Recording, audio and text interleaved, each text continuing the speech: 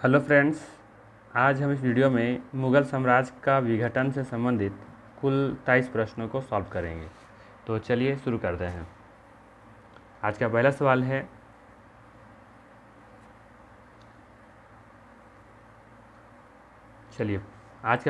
है, मुग़ल साम्राज्य के पतन के संदर्भ में निम्नलिखित सही कथनों पर विचार कीजिए। मुग़ल साम्राज्य के पतन जो हुआ, विघटन जो हो गया, विघटन नहीं कह सकते, वैसे पतन ही कहेंगे, है ना। तो मुग़ल साम्राज्य का जो पतन हुआ उसमें कौन कौन से कारण है ये आपको बताना है आपको, ठीक है। तो पहला पॉइंट है औरंगजेब पर नादिर शाह द्वारा किया गया आक्रमण। दूसरा पॉइंट है औरंगजेब की दक्षिण अभियान की लालसा, जिस कारण वह उत्तर भारत पर ध्यान नहीं दे सका। तीसरा है औरंगजेब ने नौरोज उत्सव को समाप्त कर दिया। क्या कारण है जो मुग़ल साम्राज्य का पतन हुआ? क्या तीन में से कोई कारण है? एक भी कारण नहीं है, दो हैं, जो भी है आपको कमेंट करनी है। तो यहाँ पे देखेंगे ऑप्शन नंबर 1 को छोड़ करके बाकी दो ऑप्शन जो बच रहे हैं वो सभी कारण थे।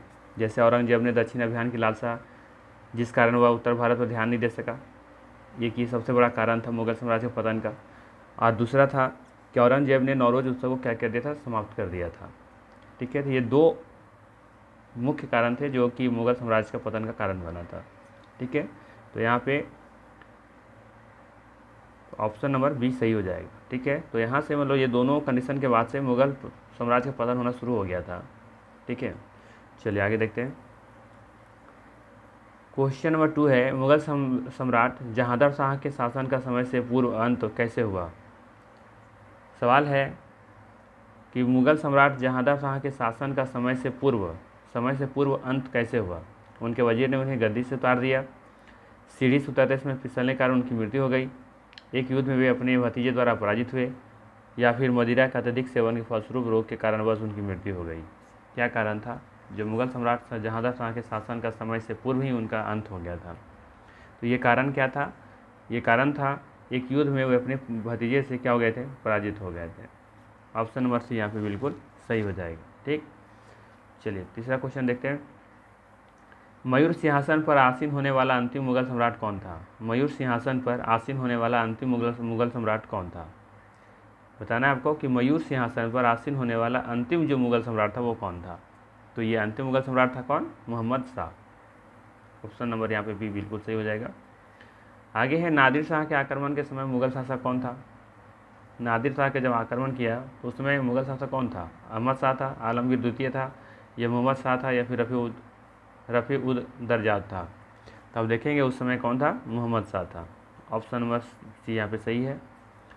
आगे किसके शासनकाल में हिजड़ों व महिलाओं के एक वर्ग का प्रभुत्व था? किसके शासनकाल में? तो यहाँ देखेंगे कि मोहम्मद शाह जो था, जो 1719 से लेकर के 1748 जो रहा था शासनकाल, उसके बीच में हिजड़ों व महिलाओं को क्या रहा था, एक प्रभुत्व रहा था। तो ऑप्शन नंबर यहाँ पे ए सही हो जाएगा। 6 नंबर देखते हैं क्या है। 6 नंबर में है औरंगजेब की 1707 ईस्वी में मृत्यु होने के बाद सत्ता किसने संभाली थी? औरंगजेब की 1707 ईस्वी में मृत्यु होने के बाद सत्ता किसने संभाली थी? तो औरंगजेब की 1707 ईस्वी में मृत्यु होने के बाद देखेंगे जो सत्ता संभालने वाले व्यक्ति कौन थे? बहादुर शाह प्रथम। ऑप्शन नंबर ए यहाँ पे सही है। नेक्स्ट है, निम्नलिखित में से किस मुग़ल बादशाह को वजीर गाजी उद्दीन ने दिल्ली में प्रवेश करने नहीं दिया था? आलमगीर द्वितीय को, शाह आलम द्वितीय को, अकबर द्वितीय को, या फिर बहादुर शाह द्वितीय को? तो यहाँ पे क्या हो जाएगा, शाह आलम द्वितीय को, ठीक है। इसका सही आंसर 7 का भी। नेक्स्ट है, निम्नलिखित कथनों में से कौन बहादुर शाह जफर के बारे में सही नहीं है? बताना आपको कौन सा सही नहीं है, इस पॉइंट के ऊपर गौर कीजिएगा। तो वह बिना साम्राज्य का सम्राट था, तो ये तो सही है। इब्राहिम जौक और असद उल्ला खां गालिब उनकी कविता के शिक्षक थे, तो ये भी सही है। हसन अस्कारी उसके आध्यात्मिक निर्देशक थे, तो ये भी तो सही है। वह 1 लाख रुपये से कम प्रतिमाह ईस्ट इंडिया कंपनी से पेंशन के रूप में प्राप्त करता था, ये गलत बात है, यानी कि ये सही नहीं है। ऑप्शन नंबर डी यहाँ पे सही हो जाएगा, ठीक है।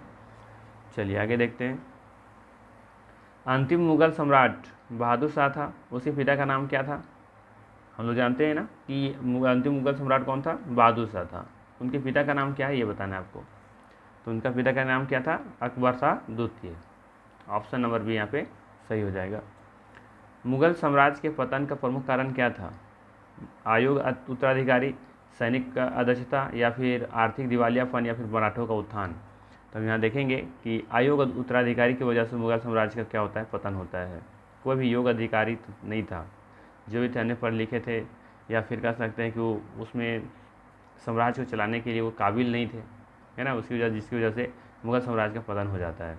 और उसके बाद खुद में जो लड़ना उन लोग होता है वो सबसे बड़ा कारण भी था, लेकिन उससे ज़्यादा इम्पोर्टेंट क्या था, अयोग्य उत्तराधिकारी का होना। नेक्स्ट है, निम्नलिखित में से कौन अवध का प्रमुख नवाब था? आसफ उद-दौला, सयादत खां, शुजा-उद-दौला या फिर सफदरजंग जो भी है, ठीक है। तो बताना आपको इसमें कौन सा होगा। तो ऑप्शन नंबर बी यहाँ पे सही है, यानी कि सयादत खां। ऑप्शन नंबर बी यहाँ पे सही है। 12 नंबर में है, नादिर शाह और मोहम्मद शाह के मध्य समझौता कराने में किसके प्रमुख भूमिका निभाई थी? किसने प्रमुख भूमिका निभाई थी आपको बताना है। मोहम्मद शाह और नादिर शाह के बीच में जब समझौता हुआ था, उसे समझौता कराने में किसी भूमिका महत्वपूर्ण रही थी, ये आपको बताना है। तो ये रही थी निजामुल मुल्क का। निजामुल मुल्क ने ये प्रमुख भूमिका निभाई थी। ऑप्शन नंबर बी यहाँ पे सही है। 30 नंबर देख लेते हैं। अधोलिखित को सम्मिलित करना है, यानी कि सूची 1 को सूची 2 से क्या करना है, इधर मिलाना है, ठीक है। तो चलिए मिला लेते हैं हम लोग। सबसे पहले बहादुर शाह, तो इनका कनेक्शन देखेंगे आप साहिब खबर से, ठीक है। जबकि जहादर शाह का हो जाएगा आपका लम्मट मूर्ख भी कहा जाता था, है ना। जहादर शाह को लम्मट मूर्ख कहते थे। बाकी आपका सी है फर्रुखसियर है, इसका हो जाएगा घृणित कायर से हो जाएगा। और जो बच गया मोहम्मद शाह रंगीला, ये तो इसे मिला दीजिए, ठीक है।